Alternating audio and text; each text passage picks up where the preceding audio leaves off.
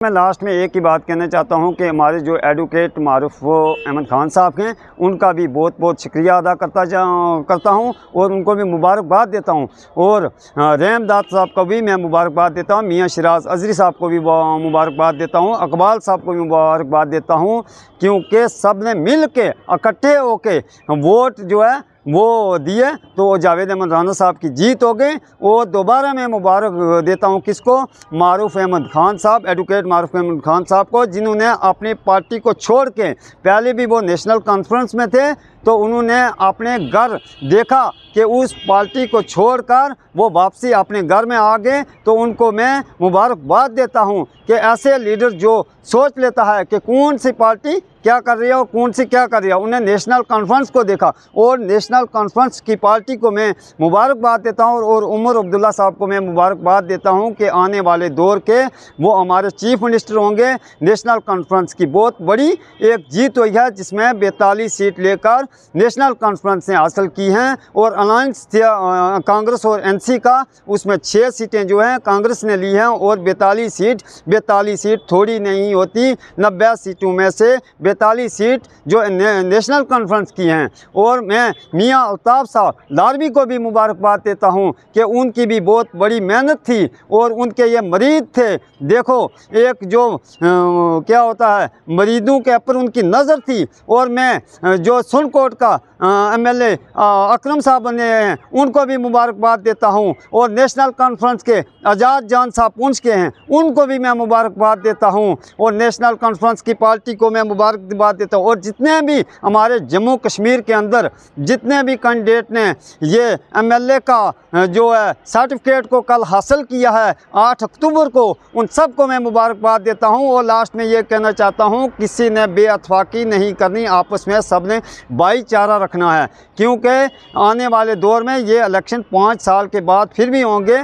किसी ने आपस में कोई बेअतफाकी वाला मसला नहीं करना। इसी बात में मैं ख़त्म। तारक भाई आपका बहुत बहुत शुक्रिया, जो हर एक आदमी को आप मौका दे रहे हैं मेंढर कॉन्स्टिट्यूंसी से, आपका बहुत बहुत मुबारक हो आपको। जैसे कि आपने ये सवाल पूछा है कि कल का जो 8 अक्टूबर को जो इलेक्शन का रिज़ल्ट निकला है, ये तो हमें पहले ही मालूम था। जब बीजी गली में हम वेलकम करने के लिए जावेद अहमद राना साहब की लिए गए थे, वहाँ रैली निकली थी, उसी दिन हमें ये मालूम हो गया था कि जीत हमारे मेंढर की एमएलए साहब जावेद साहब की होगी। तो वो तो मालूम था। जब वोट लोगों ने दिए तो उस पर कल रिज़ल्ट जो है वो निकल आ चुका है।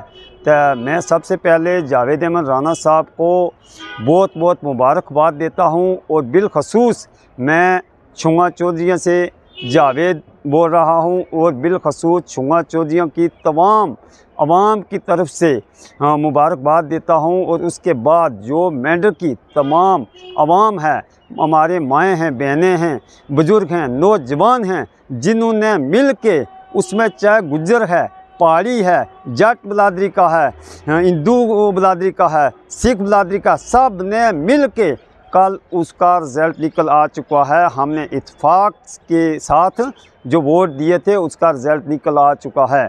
उसके बाद जो 25 साल हो गए जावेद साहब को, एक बार वो एमएलसी रह चुके, 2 बार एमएलए रह चुके, उसके बाद आज तीसरी बार वो एमएलए मेंढर के बने हैं।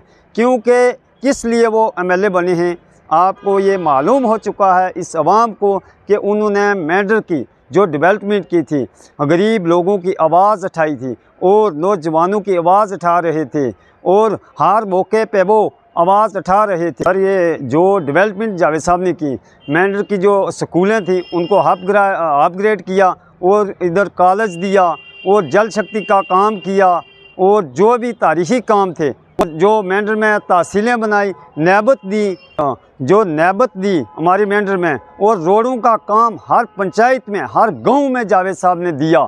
तो उसका रिज़ल्ट कल निकल के आ गया है। और उसके बाद क्या किया, कोई भी जो तारीख़ी काम है, ये हॉस्पिटल का काम देखो, उसमें जावेद साहब का हमारे साथ खड़े रहे। सर ये जो है मेंढर हो गया, बालाकोट हो गया, मनकोट हो गया, गरसाई हो गया, छुआ हो गया, चरून हो गया, हर एरिए में उन्होंने तरक्की के काम जो वो किए। तो उसका रिज़ल्ट जो है कल निकल गया। और उसके बाद जो जावेद अहमद राना साहब को हम ये कहते हैं कि आज के बाद भी जिस तरह हमें पहले आप देखते रहे, हर एरिए, हर गांव में, हर पंचायत में आपने हमारी आवाज़ को उठाया और हमें मेंढर की डेवलपमेंट की, इसी तरह आज के बाद भी मेंढर की डेवलपमेंट होनी चाहिए। और मेंढर का जो एक एरिया है ये पिछड़ा हुआ एरिया है, तो इस पिछड़े हुए एरिए का ख्याल रखना आपने। आपको बहुत बहुत मुबारक हम दोबारा देते हैं कि आपकी जीत जो हुई है उस पर मुबारकबाद देते हैं। और हम सब मेंढर की दोबारा में जो पहाड़ी है, गुज्जर है, जट है, हिंदू है, सिख है, सबको मुबारकबाद देते हैं कि आपस में भाईचारा रखना, क्योंकि कोई किसी किस्म का भी, आज आप ये देखो कि मेंढर का एमएलए जावेद अहमद राना साहब है, जिसने वोट दिया है उसका भी है और जिसने नहीं दिया उसका भी एमएलए है। तो इसीलिए राना साहब एक ऐसे लीडर हैं ना, वो हर एक के साथ चलते हैं, किसी को छोड़ते नहीं, किसी भी जात का हो तो वो किसी के साथ भी साथ नहीं छोड़ रहे हैं।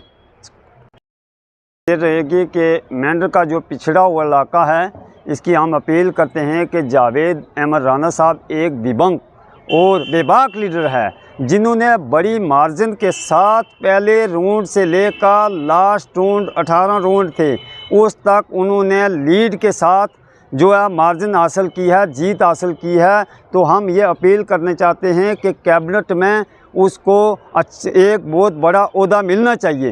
एक ऐसा लीडर है जो हर एक की आवाज़ उठा रहा है, तो इसलिए हम अपील करना चाहते हैं कि जावेद साहब को एक बहुत बड़ा ओहदा मिलना चाहिए। और हम यही अपील करना चाहते हैं कि जावेद अहमद राना साहब ने जिस तरह पहले काम किए, तो हम यही कहते हैं कि जावेद अहमद राना साहब को कैबिनेट में एक बहुत बड़ा दर्जा मिलना चाहिए, मिलके ये आवाम का पिछड़ा हुआ इलाका जो मेंढर है इसकी डेवलपमेंट वो कर सकें, जिस तरह पहले की है इसके बाद भी करें, इन लोगों की आवाज़ उठाएं और इन गरीब लोगों का जो पिछड़ा हुआ इलाका, गरीब लोग हैं, मजलूम लोग हैं और नौजवानों की, सब की ये आवाज़ उठाएंगे, इनको कैबिनेट में मिनिस्टर बनाया जाए।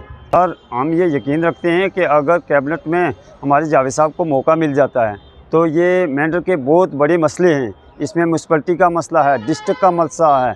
ये एक म्यारी लीडर हैं जो बहुत बड़ी सोच रखने वाले लीडर हैं, बहुत लंबी सोच रखने वाले हैं कि इधर बहुत बड़े मसले हैं, ये काम करवा सकते हैं। जैसे देखो ये नियाबतें दी हैं और ये दिया क्या नियाबत ये, इधर देखो ये मॉडल अकलाविया स्कूल है वो जावेद साहब ने लाया था, तो आज देखो उसमें गरीब, अमीर, गुज्जर, पहाड़ी सबका बच्चा जो है वो तालीम हासिल कर रहा है।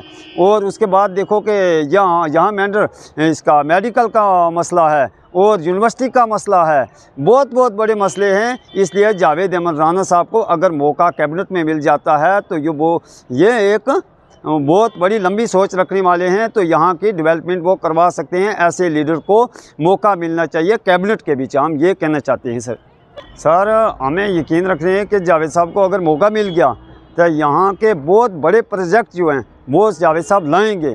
तो हम अपील करना चाहते हैं कि जावेद साहब को मौका देना चाहिए और ऐसे लीडर को कभी मौका ना देने की कोशिश ना करें, मौका देने की कोशिश करें ताकि वो यहाँ की डेवलपमेंट करें। और पीर पंजाल का एक ऐसा लीडर देखो कि और भी आम डिस्ट्रिक्ट में देखो लीडर, एक जावेद अहमद राना साहब ऐसे लीडर हैं जो सरकार तक आवाज़ पहुँचा रहे हैं। आपने इलेक्शन में देखा कि सरकार तक नज़र थी जावेद अहमद राना साहब की, मेंढर की सीट पर नज़र थी, तो जावेद अहमद राना साहब ने 32,176 वोट लेकर तो उन्होंने अपनी जीत हासिल की है।